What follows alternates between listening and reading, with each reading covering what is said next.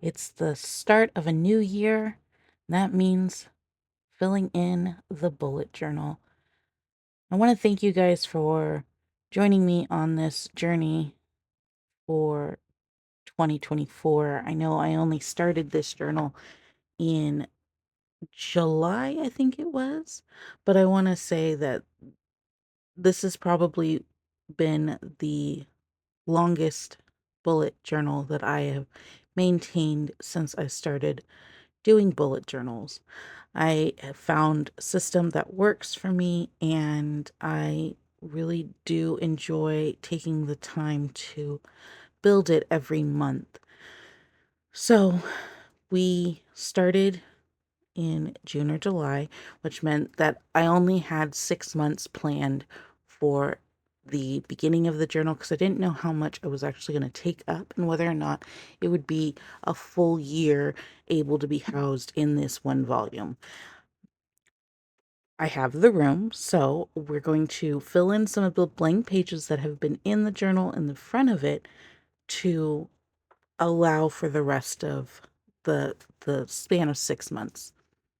I have an idea of what I'm going to be doing. I have a lot of assets that I've gotten either through Archer and Olive or my huge sticker collection. So I'm just going to maintain the kind of theme and look throughout this next part. If I figure out more things that could help me in my everyday planning, then I'll add those.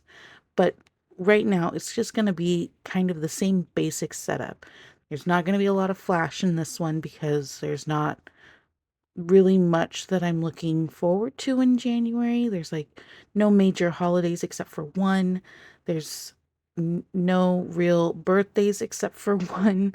Like there's not going to be a lot in this, but I figure I could build January, fill in for the 6 months of the first part of the year, and then we could go through what all is in this journal and what has worked and what has not. So the previous page is the first 6 months, and now I'm building the next 6 months. I like the bullet journal for this part in particular. I can build it how I need it. If you are new to bullet journaling, I highly recommend it, especially if you have an ADHD brain like I do. It really helps focus on the things that you want to keep track of, and it helps you focus on the things that matter. It's a simple version of a planner. I think it's a simple version of a planner. Some people find it a little taxing to keep up on. Mine is a little bit more elaborate than what the bullet journal standard is, but it is not as elaborate as as some creators have made them. I'm not knocking theirs. Theirs are gorgeous. I love their layouts. I love watching them. They just don't work for me. There's way too much to put into them. And I give myself about hour and a half every month to build out my planner. I always refer back to the previous month to see what I liked and what worked. And even though I had to add in some things for December, December's really did work for me. I kept up on my trackers a little bit better. I loved opening it and seeing what kind of elements I added in. And as you know, I'm not an artist, so I don't really draw the things that I put into my journal. I use my stickers, and I do have a lot of stickers. So I'm going through my sticker sets here to find the ones that I know I want to use and find things that maybe I had forgotten that I had. I'm really blessed that my husband allows my fixation on things like this because otherwise I would probably not be able to put in some of the things that I have because he is very supportive of not only our channel and our podcast, but my little foibles like my never ending stationery board. So because it is January and it's the start of a new year, I figured I would put in some different elements than I have in previous months. So I'm going to start with a full moon. I'm adding in these lunar moths, this lunar moth washi tape. Both of these came from Archer and Olive in either the quarterly subscription or some of their limited releases. They just seem to fit together for this particular one. I am still trying to keep the theme of the journal cohesive. So there are still the elements that I had started with like the filigree micro washi tapes, etc. And even though it's not my favorite color, the color I chose for January because the stickers that I pulled out for it are light blue and it is still winter here. I figured the colors for January should also be light blue. Just kind of lends itself in a cohesiveness. I'm not adding in a lot of flair right now. I've decided that if I'm going to add flair, I'm going to add it after I actually build the journal. I just want to kind of put the bare bones in, but I do want to at least have an idea of kind of the theme throughout the month. So I have the lunar moths to go with the full moon. I also have a black and white washi there to go with it. It's stars and moons, and it does kind of have a blue hue to it. I pulled out some of these ink joy pins. They are some of my favorite. I have been using them more recently for the planner itself to help organize some of my thoughts in like my budget planner in particular. But I always start with a title page for the month and then my monthly spread. I also realized that I hadn't marked my paydays, so that's what I'm doing on my overview calendar there. And I actually ran out of this micro washi tape. I don't know if you saw it, but it ended right where I needed it to. It's like Providence. So next we're going to look at spacing for the budget tracker. I like my budget tracker. It does help me look at things that need to be paid, things that are coming up, and it allows me to budget a little bit better. December is always a hard month, and I don't think I'm the only one that believes that. December did go fairly well, but because of all of the holidays and the time that is not at work, it's even more important to me in January to make sure I know exactly where my finances are at a quick look. This is the just January, which came in December, uh, hit subscription. And I got that and I thought, wow, this is really on brand for our channel. I really like it, but it doesn't really fit with what the journal's whole overall theme is. So I did want to look and see if there may be some elements that I could use considering it was made for January. But alas, there wasn't anything that I was willing to use for this particular spread. I am using an Archer and Olive acrylic graph to set up this budget tracker. I'm going to make it a little bit bigger because I found after I built it and went in to put in all of my budgeting deadlines and stuff like that, that I actually didn't leave myself enough space. So this month I'm making it a little bit bigger to account for the things that I had missed last time to make sure I didn't lose track of any of my budgeting.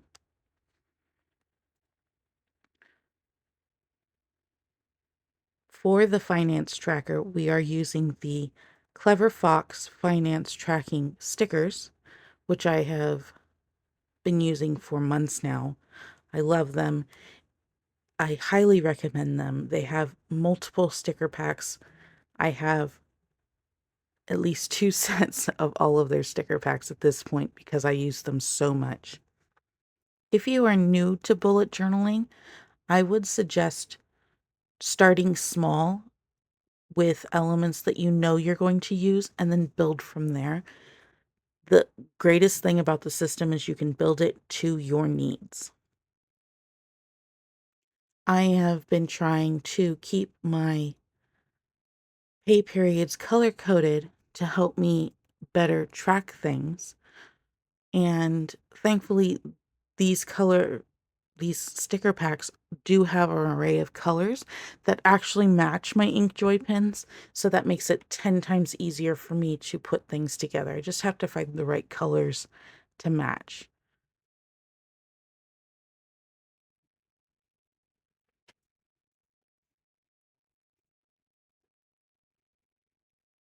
I like to track where my savings are, my investment funds, etc.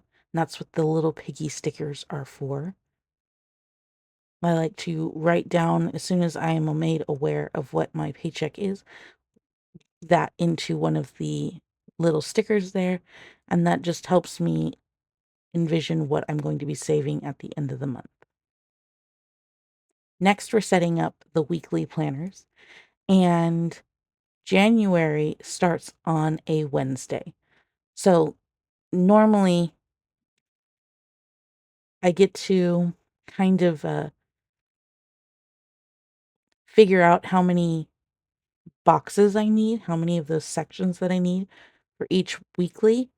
And sometimes I can count really well on what I'm going to be looking for. And sometimes I don't. Sometimes I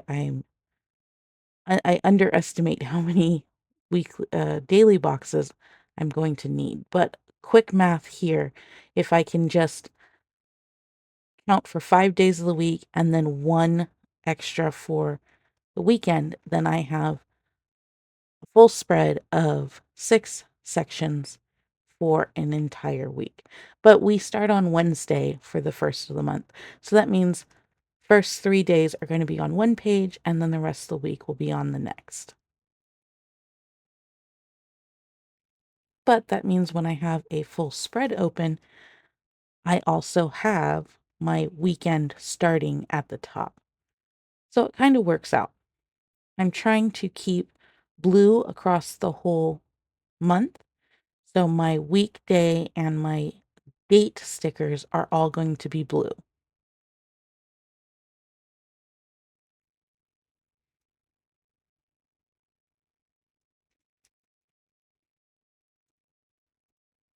If you've used these particular stickers, I don't remember who the manufacturer is. No, I got them on Amazon, but they tend to stick to the page really, really well. And that means the page that they're on is along with the page that I'm trying to affix them to. That's why I'm using the tweezers, because it's really hard to get them off of that backing. Usually the paper comes with it.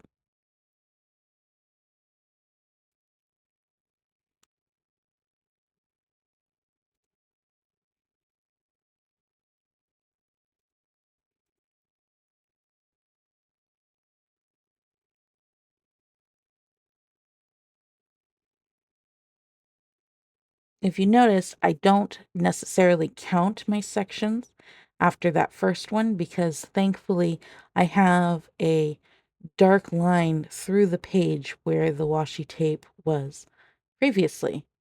So it makes it go a lot quicker and I don't have to count every single time I open up a spread.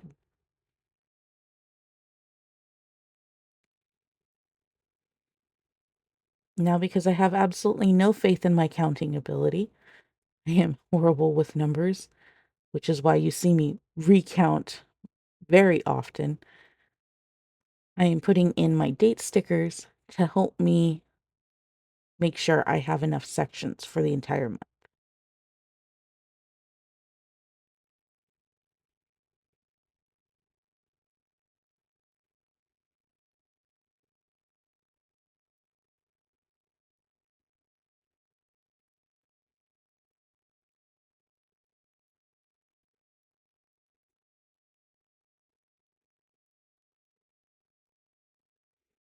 We switch over to long format for the days of the week, and that's just because I've run out of blue in the short form. I know I could easily solve this issue of not having like the right stickers for myself if I got a Cricut, but I don't have space for a Cricut, and I don't think I would actually use it all that often. You'd probably make a lot of stickers, and then I would just have a Cricut with no sticker material or anything, just sitting around collecting dust.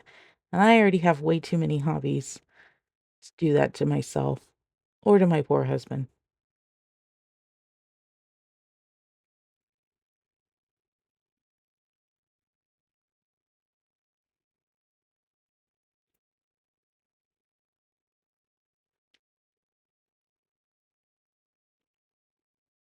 Sometimes I don't plan for enough space. I try to always crease my washi tape when it gets to the fold of my journal, but sometimes I'm going too fast and I don't allow that space for myself. So that's where I go in and I just kind of slit the washi tape so that the pages fall closed or fall open, I should say, and don't try to close on themselves. Again, if you are starting with your bullet journal journey, can't speak. You don't have to go through all of the aesthetically pleasing type things unless you want to. If you're just looking for a real easy way to keep yourself on track, I highly recommend this system. It it is what you need it to be. Whatever however you want to track things, you can do that. I find stickers easy because they're eye engaging for myself, and I can put them down. I don't have to draw something. But honestly, this can be a bare bones journal if that is what you require. I have tried planners my entire life. My mother loved her planner. My family were very big on planners, but I could never get myself to stick with it. This is the only method I have been able to enact and keep myself doing it. Sometimes I'm not as great at it, but it is something that I can refer to. And just the fact that it is what I need it to be whenever I need it to be is so nice. I can add in little tip-ins or leaves if I need extra room, like I did in December, which you'll see when I do my flip through.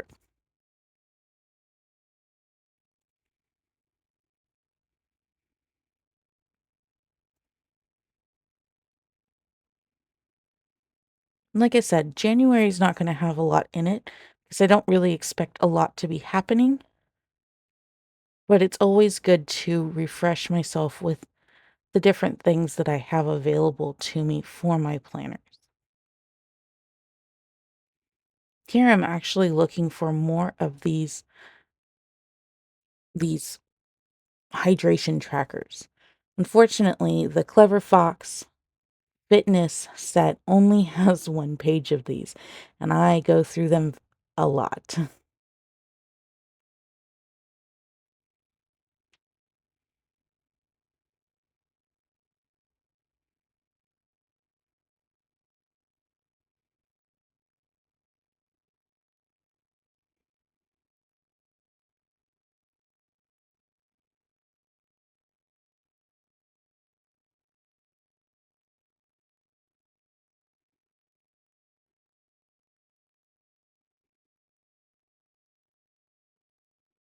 And I just saw that I didn't put one on that Thursday.